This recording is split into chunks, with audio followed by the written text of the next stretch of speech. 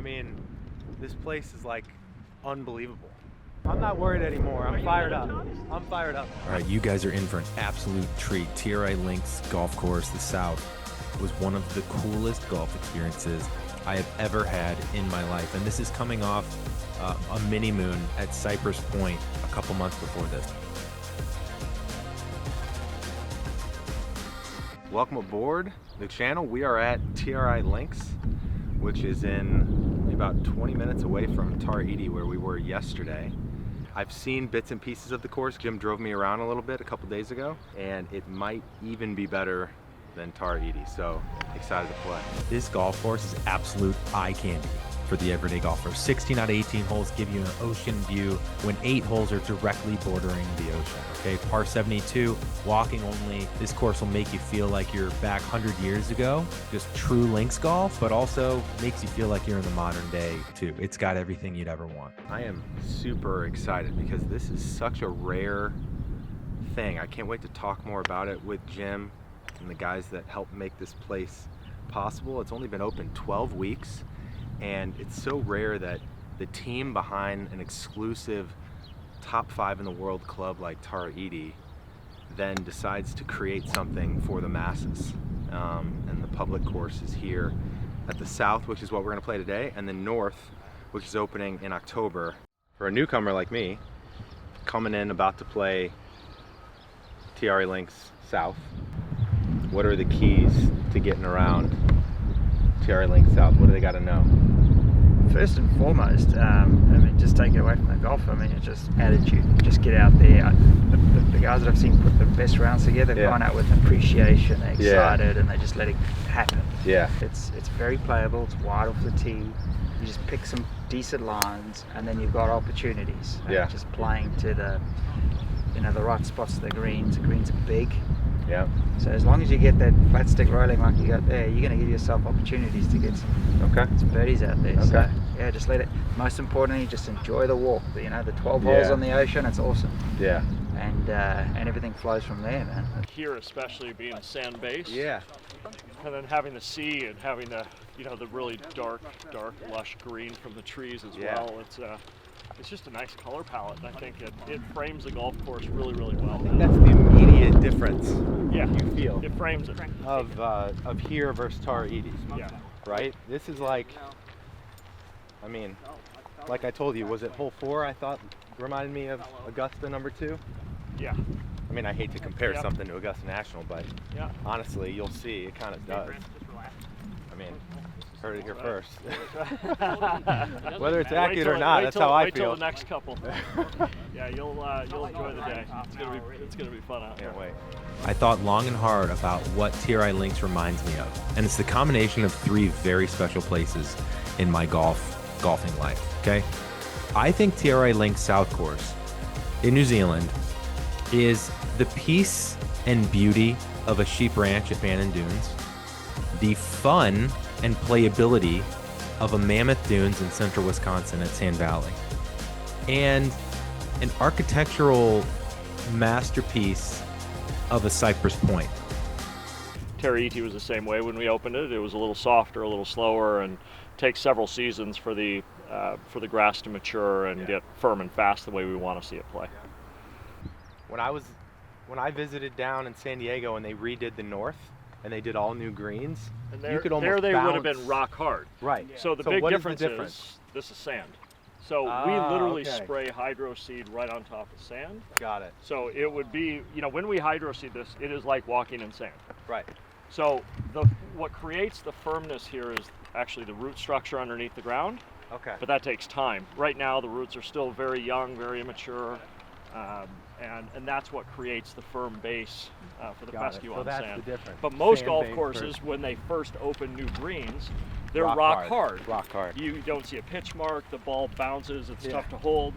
But here it's the exact opposite. Got it. Right, here we are at my favorite hole on the whole property. Legit, this hole is hanging behind me in my recording studio and office because it was the most breathtaking, beautiful, fun hole I've maybe ever played. So I told Jim on number 1, maybe a bit of hyperbole, that this kind of reminded me of number 2 at Augusta, simply Obviously, it goes the other way. Augusta goes down to the left. This goes down to the right.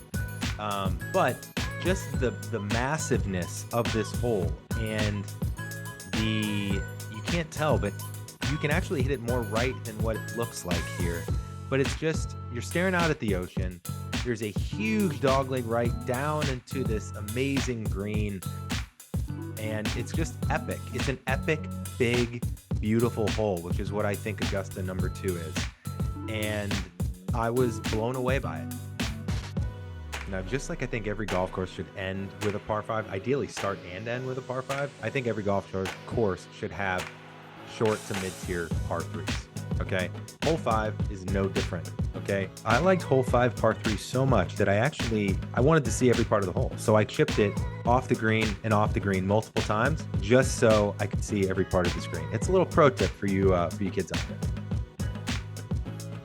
And then hole 6, completing what I think is my favorite 3-hole stretch of this entire round. I mean, this is where Mammoth Dunes, Tobacco Road feels kind of come in, okay? I've got the ocean on my right, got these beautiful pines on my left. Now you see that big mound there on the left? If you carry that bunker, you can cut off, I think it was like 30 plus yards, make this hole an entirely different hole. But if you go to the right of that bunker, there's a lot of fairway, a lot more than what it looks out there, but you're making the hole a lot longer. I mean, this place is like unbelievable. Every hole is like a crazy blend of things I've never seen on one course before, with like crazy dunes, unbelievable views, incredible routing and shapes of holes, fun, playable, forgiving. So we're on hole 8. The Ocho. The Ocho, and look at this. Look at this. Wow. Sorry about the views. I feel like sometimes the most memorable holes and moments on a golf course is the par 3s, right? And if you can have par 3s that make you go, oh wow, on every tee box, like hole 8 was, right? The previous par 3 you saw, hole 5. You're starting to see this over and over now at the start of the round, and that really is what makes you think, wow, okay, Te Arai Links South could be really special. We're on the wrong train, but it's all right. We're back. We're back. When my wife says last night she's not playing golf, this has been her favorite place on our honeymoon that feels like the most like we're on our honeymoon was here. And she's a golfer, but she's injured, can't play. She's injured, can't play, but That's everything about this place is so nice That's great to hear.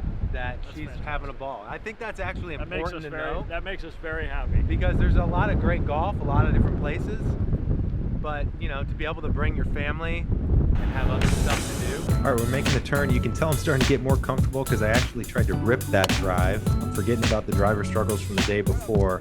Hit this one a little bit left. You know, we're making that turn. I think it's about snack time. I think I might be the first Trader Joe's product to arrive at Te Arai Links in New Zealand. Plantain chips, can't beat it. Underrated course snack. Ever had a plantain chip, Lee? No, I haven't. All right, let's do a little plantain chip review. I'll give a review, with like Lee. one bite everybody knows. the Yeah, rules there you for- go. Not too sweet, but a good salty snack. What do you think? Yeah, this gives you sustenance on the course. This is good. How would you rate it out of 10? I'm just working on that. Okay.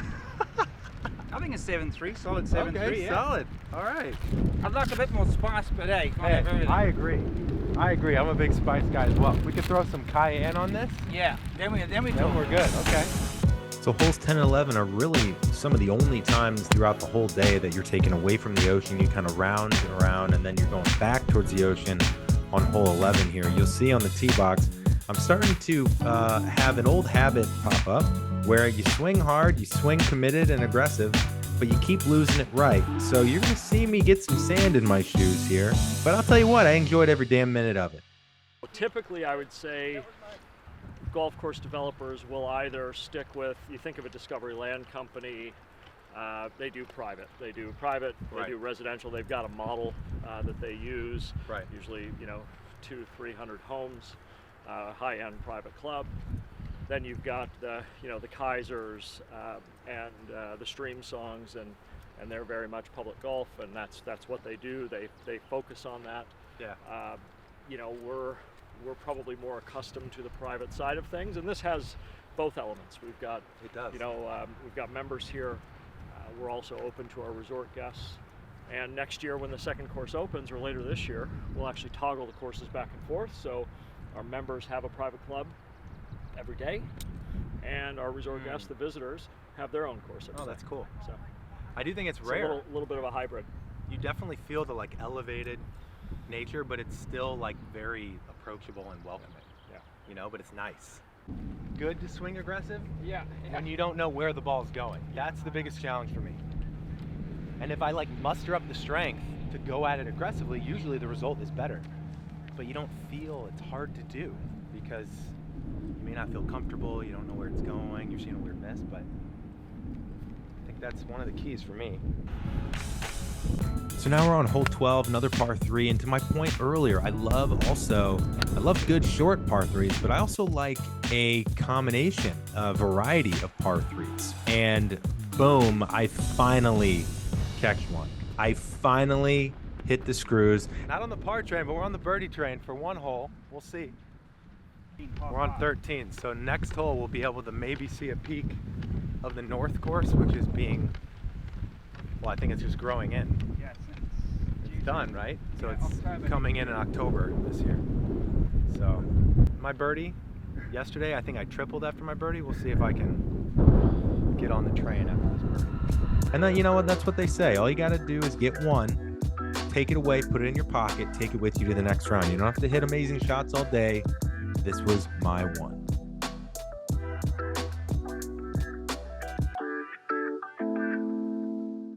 Mate, that was so good. All right, we're back.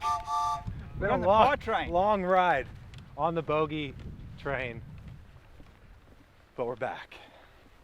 This is 14. Wow.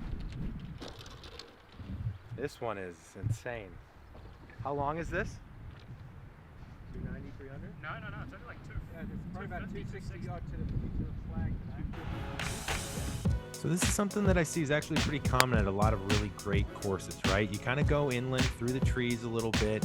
You get some good stock par 4s and they're still beautiful, still great layouts.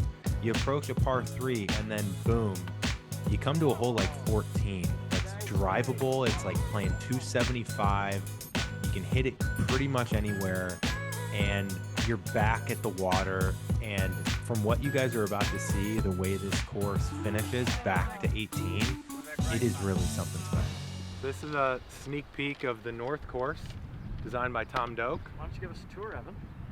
You know, October 2023 coming out. I actually think that this is such a cool, I mean, they're both such a cool, unique story, but to have Doak come back where he built Te Arai Links and do the north.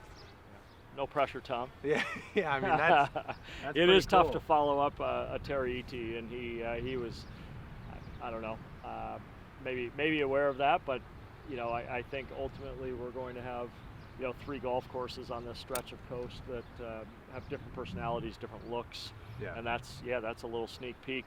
Down below us is 17 green.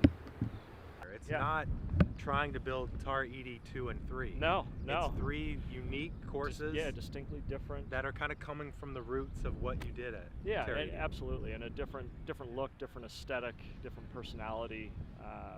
You know, similar playing characteristics being links golf, but Yeah. you'll never confuse the 3 Oh, golf I can tell you courses. from playing yesterday, it's, Yeah. it's entirely different. Yeah, absolutely. Yeah. Cool. I mean, what do I even say? I feel like I'm speechless. Apparently this is the last, so I can't believe we're already, this happened yesterday too, at Te Arai Links. It's like I'm trying to stay in the moment, and then suddenly we're on 16, another, how far is this one? This is 340. Okay. Yeah. I mean, every hole's unique, every hole's fun, every hole's beautiful. I mean, Triple track. Back in the last couple of days. this guy's sponsored. Triple track, baby. 17th hole. It is the hole that reminds me of Cypress. It is a short little baby par 3, and somehow I went bunker to bunker after really playing the bunkers pretty well all day to making a triple.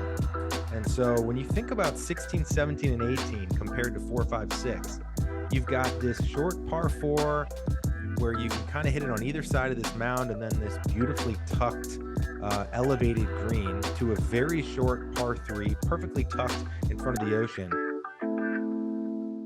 Like I'm now welcome because I've been through the fire. You've been abused. I've been, what do they call it? I've been hazed. Yeah. I've gone through pledging.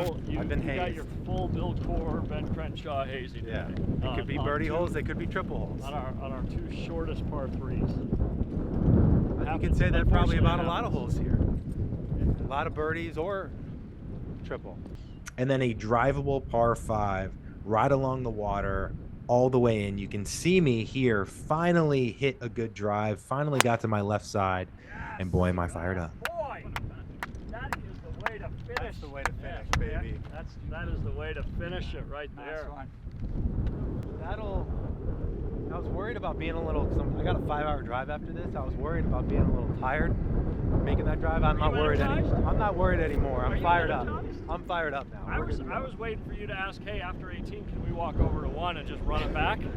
Run it back one more time before I mean, honestly, it's kind of a shame I can't. It's the type of course that you want to play over and over for sure. I mean, you hit the catcher's mitt on 16. Yep, that's right. You make a triple on 17, and you smash now a you're gonna drive on birdie 18. Birdie 18. That's another 3-hole loop. This is just begging for you to hit a 3-wood. So when you guys come out and play, I want to know what's the better 3-hole loop. Is it 4, 5, 6, or is it 16, 17, 18?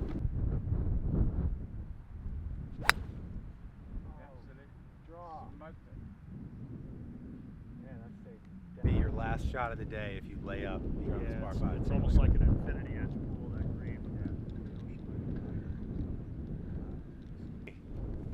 Guys in the pro shop, buddies with Blake, Jim's son. Blake works here. So the line was, I think, over under 90, and he's got to get up and down and shoot 89 right now. Stay tuned.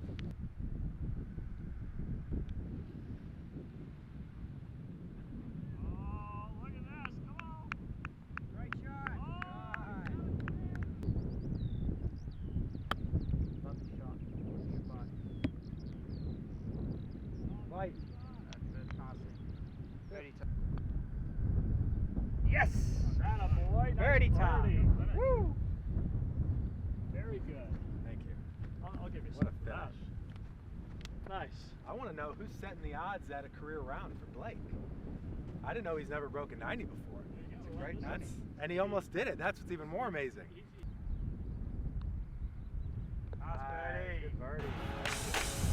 So all in all, I've been lucky to play at some amazing golf courses around the world, and Te Arai Links South is in my top 3 easily. It's arguably at the top because it's got everything that you could ever want.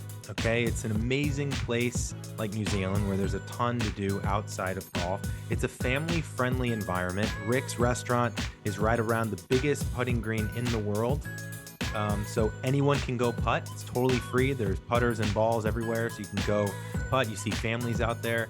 But the golf is just world class. Like I said, it is playable, it's fun, it's picturesque and beautiful, and it's challenging all at the same time. So Jim and his team have really done something special with Te Arai Links. The North Course is launching in October 2023. And this place is going to be a must visit. Okay, I'm telling you right now, Te Arai Links, if you're thinking of a golf trip, don't snooze on New Zealand and Te Arai Links. It's truly an unbelievable place. Kudos to them. Thank you guys for watching.